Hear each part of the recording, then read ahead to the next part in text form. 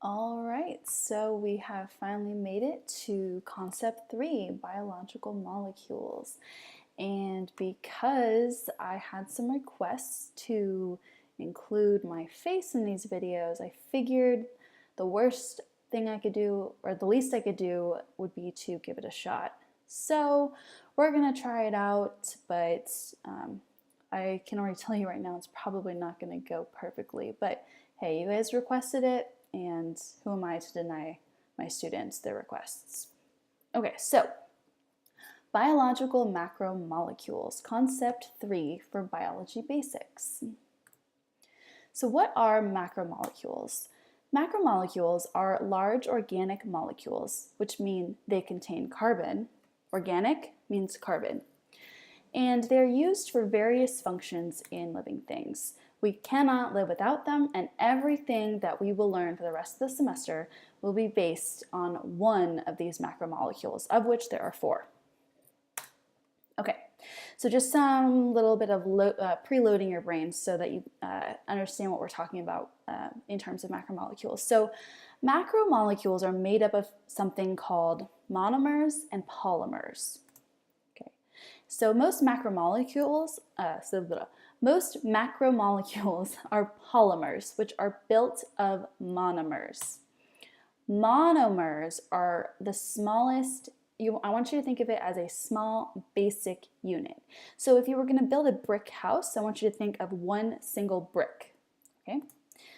And just to reiterate this, so the prefix monomers, mono means one. So anytime you see that prefix of mono, you should remember that we're talking about one thing, one brick, a small basic unit. Okay, and polymers are made up, they're built from monomers. So polymers are complex structures made up of monomers. So if a monomer is a brick, think of the polymer as the brick house. Okay, so mono means one, and poly, the prefix poly right here, poly means many. So anytime you see either one of these prefixes, I want you to remember, oh, that was what she was talking about. That was what Ms. Harrison was talking about in the video.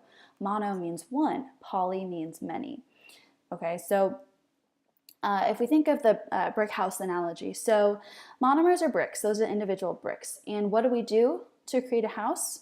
We link them together. We put them side by side, we stack them on top, we build a polymer, we build that house using those individual monomers, those individual bricks. Okay, very important. So when we are building or breaking apart polymers, there are specific reactions that occur. Okay, so if we're just talking about building polymers, so we're talking about linking those monomers together, we're going to be talking about a dehydration reaction. Okay, so again, to build a polymer, we must link together monomers. So don't get too caught up in the words here yet. Please don't get confused. I haven't taught you this yet. I'm just showing you some examples, okay? So an example of a dehydration reaction is when you combine, so you have two monosaccharides. So mono, there's that prefix again, so we know we're talking about one. We're talking about a monomer. And then saccharides. So saccharide is just a fancy scientific word for a carbohydrate. I know most of you know what a carbohydrate is already. So just think whenever you see the word saccharide, we're talking about a carbohydrate. Okay, and two types of carbohydrates, two types of simple singular carbohydrates are glucose and fructose. So glucose, I know you guys know what glucose is, it's sugar, and fructose, like in high fructose corn syrup. Okay, so if we link together those two monosaccharides, glucose and fructose, we can make a disaccharide. And an example of a disaccharide is called sucrose. And disaccharide, that's just another type of polymer. Although poly means many, anything more than one is considered a polymer. So linking together those two monosaccharides, we get a disaccharide. So this is what's happening chemically when we're talking about dehydration reactions. So over here we have monomer number 1 and monomer number 2. And so basically what's happening here is there are a bunch of atoms, a bunch of different elements bonded together. And actually it's only going to be carbon, hydrogen, or oxygen. Okay, it's just going to be some kind of variation of that. And they are bonded together covalently. Covalently, if you remember, that means that they share electrons, not that they weren't transferred from one element to another. They're just bonded together in a circular pattern over here, and you can see that on the right side of the tail end they have an oxygen and a hydrogen sticking out here, and then on the monomer number 2 there's another oxygen and a hydrogen sticking out over here. Okay, so that's just what's happening on those bottom ends of the molecule. So what happens is when we are linking together these two monomers, we are actually going to we are going to dispose of water. Water is going to be a byproduct. We're going to get rid of a water molecule in order to link together these monomers by another covalent bond. So it all has to do with, remember how all atoms, all elements want completely full outer electron shells, and so it has to do with some fancy mumbo jumbo regarding that, and that's why we get rid of water is a byproduct, and that is how we link together these monomers with that covalent bond. Okay, so only things you need to know about dehydration reactions.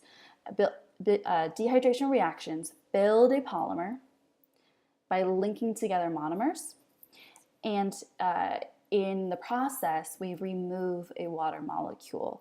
It becomes dehydrated.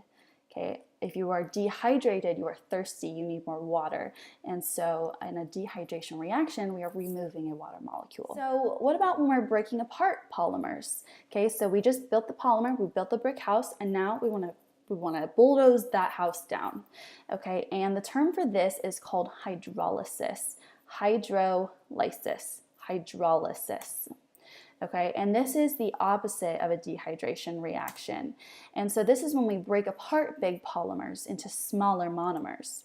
And again, it's the exact opposite. So water in this case is added. Water will force its way in and break up those bonds. So over here we can see the opposite happening. We can see two monomers linked together by a covalent bond. Water comes in, forces its way in, breaks up those bonds. And again, then we end up with where we started. We have monomer number 1 with its little tail here, and monomer number 2 with its little tail there. Okay, so two types of reactions: dehydration reactions, building a polymer, and hydrolysis, breaking them apart.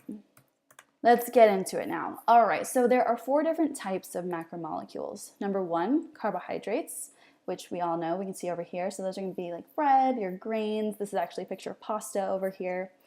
Okay, that's number 1, carbohydrates. Number 2 are lipids. So lipids are going to be fats. And there's a picture of an avocado here because avocados are known to be, they are the fattiest type of fruit there is that are still healthy. Yeah, so lipids are fats. The third is proteins, and proteins, you can see there's some hot dogs, shish kebabs here of some kind. They're going to be hamburgers. They're just going to be your meat, okay? And then the fourth type are nucleic acids, and nucleic acids are what make up our DNA. So they make up our genes and all of our genetic information that makes us who we are.